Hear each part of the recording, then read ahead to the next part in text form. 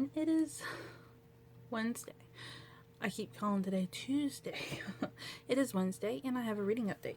I finished The Mysterious Affair at Styles by Agatha Christie. My third book finished for the month. I still have my bookmark in because I have not read the actual chapter 12 that Agatha Christie wrote, the unpublished chapter.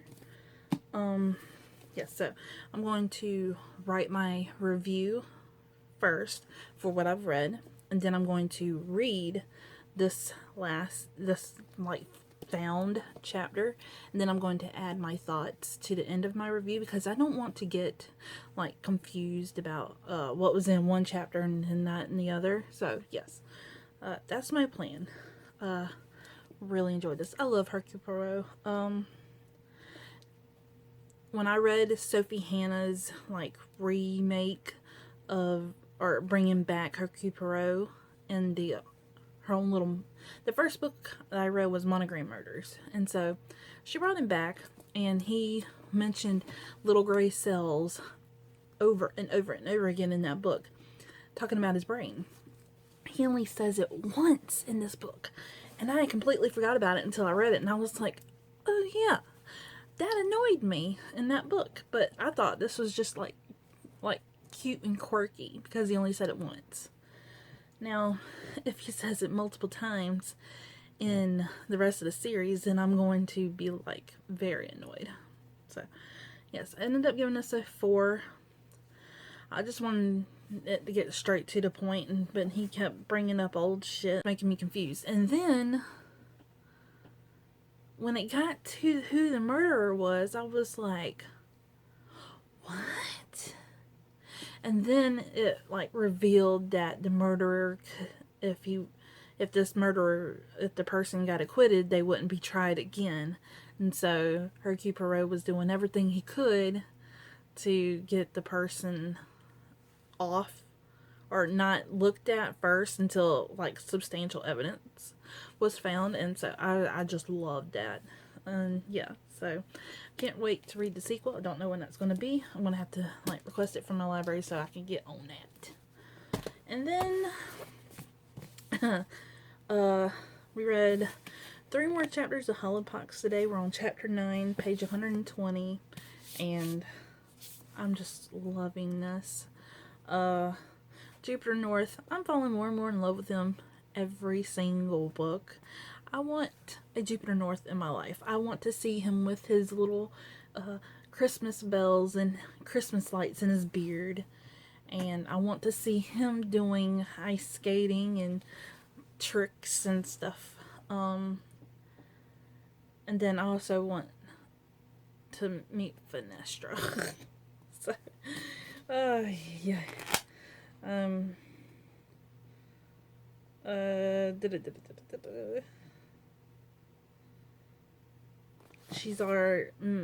She's getting new classes, Morrigan. I can't say that, because that's kind of like a spoiler. We find a new character, we meet a new character, and the basement nerds, oh, love them. I want to be a basement nerd.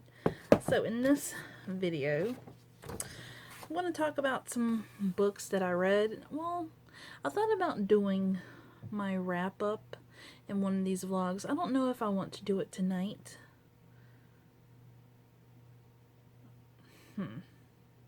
I'll just do it in tomorrow's vlog when I got daylight, because my husband and my kids are asleep, and my husband's asleep on the couch, so I can film this clip and get work done. So I'm going to do the Animal Crossing tag.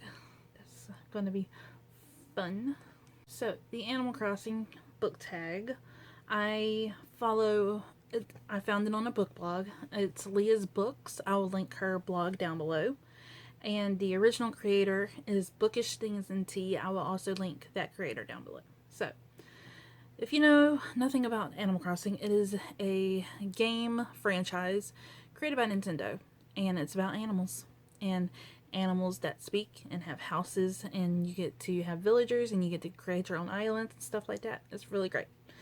I'll link one of my favorite gamer YouTubers who does Animal Crossing videos. I will link her channel down below. I freaking love her. Her name is Billy Jane, and she lives in Scotland.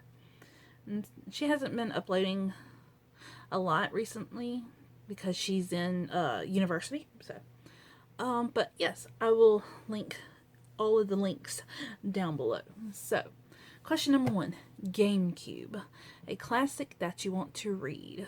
Not counting the rest of the Hercule Poirot series by Agatha Christie, but I've had my own copy of this. I've had this copy of a classic that I've been wanting to read since the week that the pandemic started, that it was officially a pandemic, March 2020. And I loved the movie. I used to watch it all the time when I was a freshman in high school, and that is The Phantom of the Opera by Gaston Larue. And yeah, if you don't know what The Phantom of the Opera is, it's about this opera singer named Christine. She has an angel of music, and it turns out to be this phantom that lives in the opera house. And the phantom falls in love with Christine, and basically that's the gist of it. I love it. Yeah, I really want to get to this soon. I will be listening to this on audio because I listen to all my classics on audio. So, question number 1, done. And then question number 2, Wild World. That is one of the versions of Animal Crossing, and it is your favorite second book in a series. I'm gonna have to go with Catching Fire. I love it. The Hunger Games series as a whole by Suzanne Collins is my favorite, but Catching Fire, it just did not suffer that second book syndrome with the better arena and more betrayals and more blackmail. It was great. The movie was chef's kiss perfect. So yes, Catching Fire by Suzanne Collins. Okay, number 3, New Leaf, another version of Animal Crossing that my kids absolutely love. The best new release you've read recently. So, the last release that I really, really, really enjoyed, I read it last year. It was a 2021 release, and it was Iron Widow by Ziran J. Zhao. I have read maybe 2 new releases so far this year, and let me see, Tiger Honor by Yoon-Ha Lee, ended up giving that a 4, and then When the World Turned Upside Down by Kei Abura, ended up giving that a 3. It was about the pandemic, and it just made me, so I'm gonna have to say Iron Widow by Ziran J. Zhao. I read that last year, so it's not a new release, but I read it when it was a new release, so I'm just making up the rules as I go along. Question number 4, City Folk. My kid has this game for her Wii, and she's playing it as a GameCube. It's a GameCube game. Your favorite book that is set in a large city. I don't really pay attention that much to large city settings in a book. I only pay attention to, like, if it's in a small town. So, your favorite book? So one of my favorite books of last year, House of Rougeau. It was set mainly in Canada, in French Canada.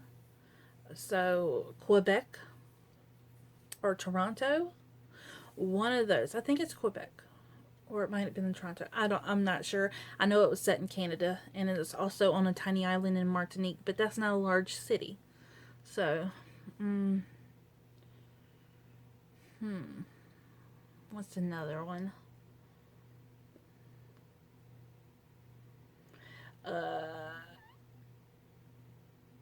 No, I can't do Iron Widow because it was set in a fictional city in China, I think.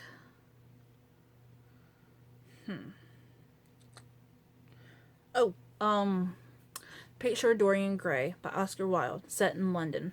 So, there we go. Okay, question number 5. Isabel, a book that's been with you through thick and thin. I can't say the series name because obvious reasons, but if you know, you know. I'm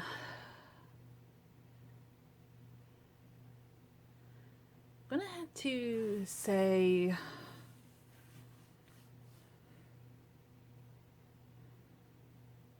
I'm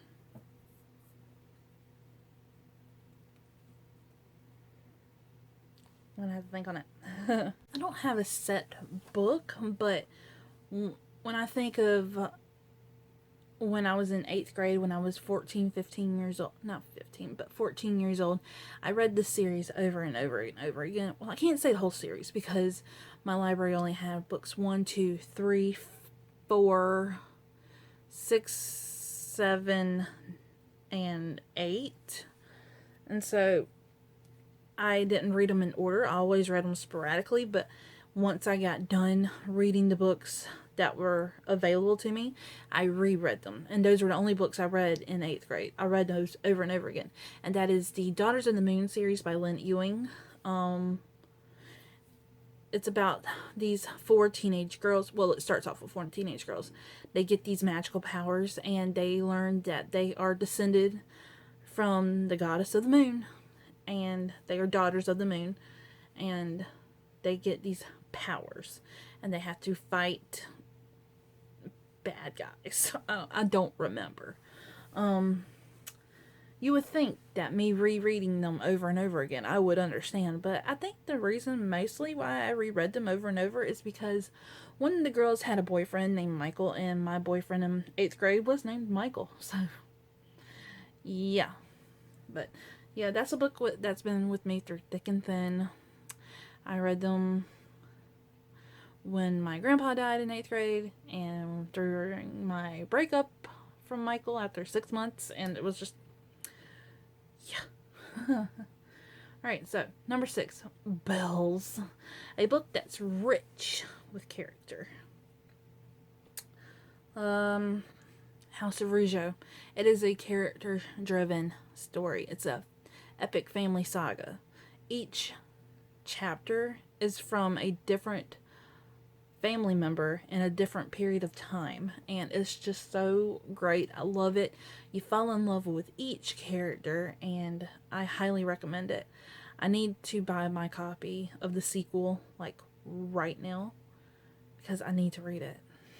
But yes, House of Rougeau, if you have not read it, pick it up. It's by Jenny Jekyll.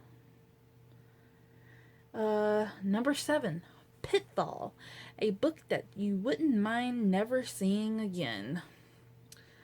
That would have to be The Rise and Fall of Charles Lindbergh by Candace Fleming. I love Candace Fleming's writing, but the subject matter of this book, I just hate Charles Lindbergh with a frickin' passion. Also, My Summer Love and Misfortune by Lindsay Wong. That book was a dumpster fire of a book. It was a hot frickin' mess. Also, what was it? Daughters of Mars by Thomas Kennelly. Dude, put some commas in, put some quotation marks, and I can reread it in a heartbeat. The Orphan Witch by Paige Crutcher. Toned down chapter 3, and maybe I would like it. But, yeah, those books. If they didn't exist, I would be better off. I wouldn't be such a pity person. I wouldn't be so petty. That's the word. Okay. Number 8, Fossil, your favorite historical fiction book. The Nightingale by Kristen Hanna. It made me cry. Also, Invisible Heart's Furies by John Boyne.